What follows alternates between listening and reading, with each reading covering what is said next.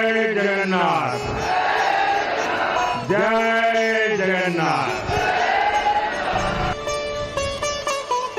पुरी सज धज कर तैयार है। महाप्रभु की रथ यात्रा का इंतजार हो रहा है। भगवान जगन्नाथ का रथ सज चुका है और इस बार की रथ यात्रा भी खास होने वाली है।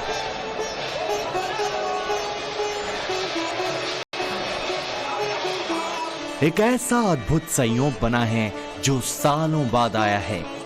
जगन्नाथ है तो जीवन है। 53 साल बाद भगवान जगन्नाथ की अकूट कृपा होने वाली है। रथ भी रेडी है, पथ भी रेडी है, महाप्रभु जगन्नाथ जी का द्वैतापति भी रेडी है। इस बार की रथ यात्रा एक नहीं 2 दिन की होगी, यानी भक्तों को 2 दिनों तक भगवान का अलौकिक दर्शन हो सकेगा। 53 साल के बाद ये रथ यात्रा इस बार हुआ है। इस बार 2 दिन रथ यात्रा हुआ है। भगवान जगन्नाथ जिस रथ पर सवार होकर भक्तों के बीच से होकर गुजरेंगे वो बनकर तैयार हो चुका है। रंग रोगन और पूरी सजावट की गई है। इसकी भव्यता ही भक्तों का मन मोह रही है। पुरी में भक्तों की भीड़ जुटनी शुरू हो गई है। भगवान जगन्नाथ की रथ यात्रा की भव्यता विश्व विख्यात है। आमतौर पर तो हर साल लाखों श्रद्धालु इसमें शामिल होते हैं, लेकिन इस बार के खास संयोग में हर कोई शरीक होना चाहता है। 53 साल के बाद ये रथ यात्रा इस बार हुआ है। इसके लिए पूरा नीति निगम जो हुआ है, भगवान का जो 2 दिन रथ यात्रा होता है, ये इस बार हर साल तो 1 दिन रथ यात्रा होता है, लेकिन इस बार 2 दिन रथ यात्रा हुआ है। 2 दिन मतलब जो भगवान का सुबह जो दर्शन होता है, जो भगवान का जो दरवाजा खुलता है, भगवान जो 15 दिन तक बुखार में रहते हैं, इस बार 13 दिन में आता है। तो इसीलिए भगवान जी का 2 दिन रथ यात्रा होता है। 53 साल बाद बन रहे इस खास संयोग की वजह से उम्मीद जताई जा रही है कि इस बार की रथ यात्रा में 15 लाख से ज्यादा भक्त शामिल हो सकते हैं। मान्यता है कि जब भगवान जगन्नाथ बीमार पड़ने के 2 हफ्ते बाद भक्तों को विशेष दर्शन देते हैं, लेकिन इस बार भक्तों को नव यौवन दर्शन नहीं हो पाएगा, क्योंकि ऐसा मुहूर्त आया है जिसमें रथ यात्रा तो 2 दिन की होगी ही, साथ ही साथ एक ही दिन में 3 उत्सव होंगे। भगवान का नव यौवन दर्शन, नेत्रोत्सव और रथ यात्रा तीनों ही रविवार यानी 7 जुलाई को ही निकलेगी। अमूमन हर साल ये तीनों उत्सव अलग अलग दिन होते थे। इस बार नव यौवन दर्शन तो होगा, लेकिन जो जितने सारे सब नीतिकांति होता है, इसीलिए वो मंदिर ही में रहेगा और बाहर लोगों का अलाउ नहीं रहेगा। तो भगवान का नव यौवन दर्शन होगा और रथ यात्रा का तैयारी भी होगा। 7 जुलाई को शाम 4 बजे विधि विधान शुरू होने के बाद शाम 5 बजे भगवान जगन्नाथ रथ में सवार हो जाएंगे। शाम 5:30 बजे से रथ यात्रा शुरू की जाएगी। शाम ढलने के बाद यात्रा रोक दी जाएगी।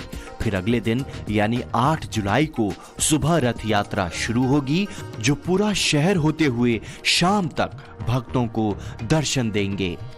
जो सुबह जो भगवान जी का जो पहंडी शुरू होता है, रथ यात्रा शुरू होता है, इस बार 4 बजे के बाद महाप्रभु श्री जगन्नाथ जी का पहंडी शुरू होगा और महाप्रभु से 5 बजे रथ में आएंगे और 5:30 शाम को और 5:30 बजे इस बार रथ थोड़ा शुरू किया जाएगा। फिर इसका जो अगले दिन रथ यात्रा शुरू होगा। इस दिन जैसे भगवान जी रथ पे बैठेंगे, थोड़ा थोड़ा आगे आगे ले जाएंगे। जैसे जगन्नाथ जी का रथ है, बलदाव जी के सुभद्रा माता का रथ है, थोड़ा सिंह दरवाजा जो मेन दरवाजा होता है वहां से थोड़ा आगे ले जाएंगे। फिर इसका जो अगली दिन जो पूरा रथ यात्रा होगा।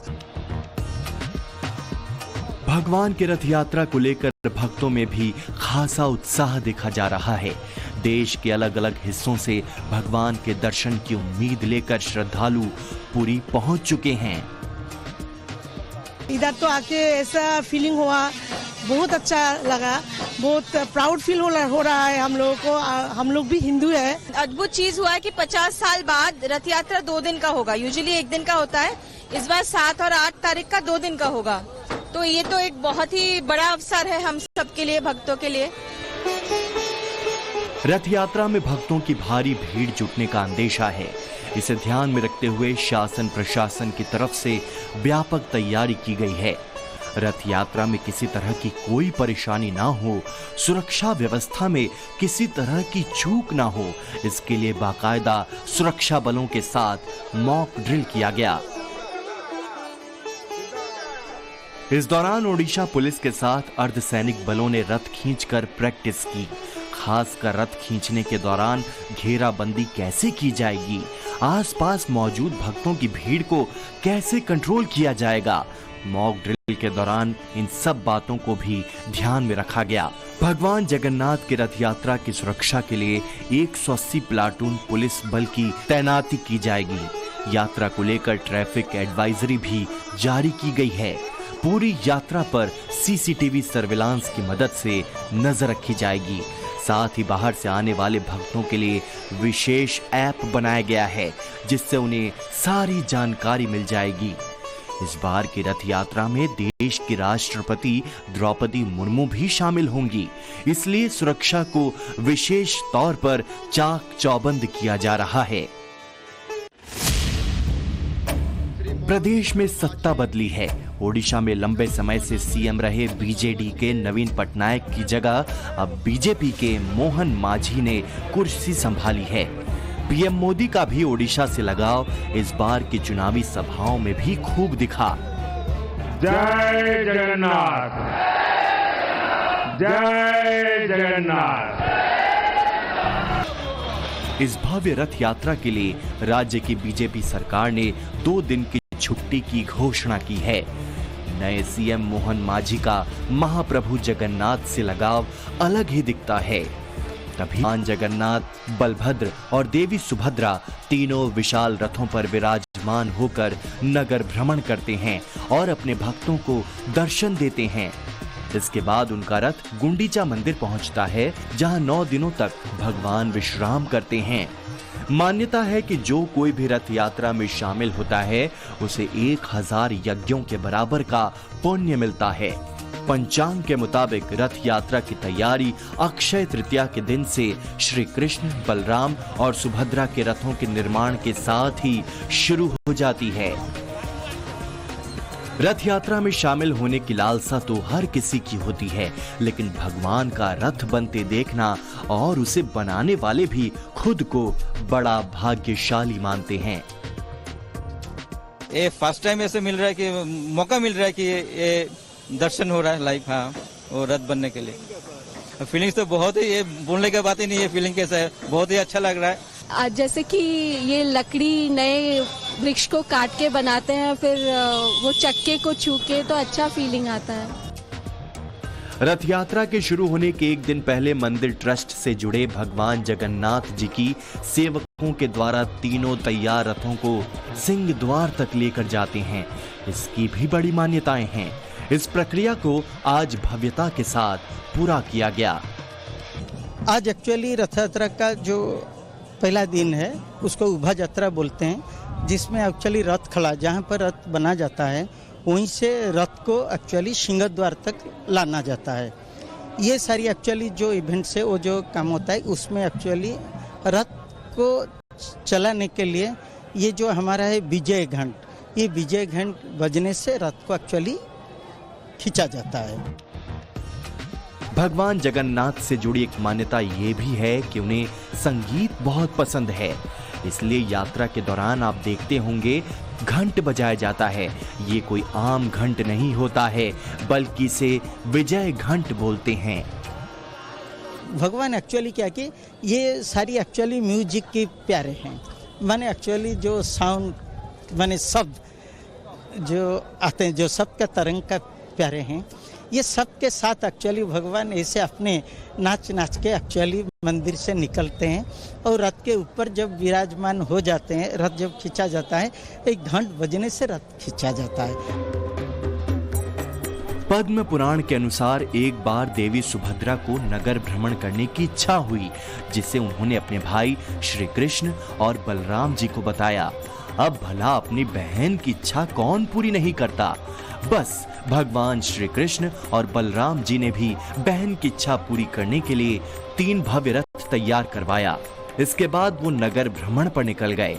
रास्ते में तीनों अपनी मौसी के घर गुंडीचा भी गए और यहाँ पर 7 दिन तक आराम किए। फिर यात्रा को पूरा करके वापस पुरी लौटे।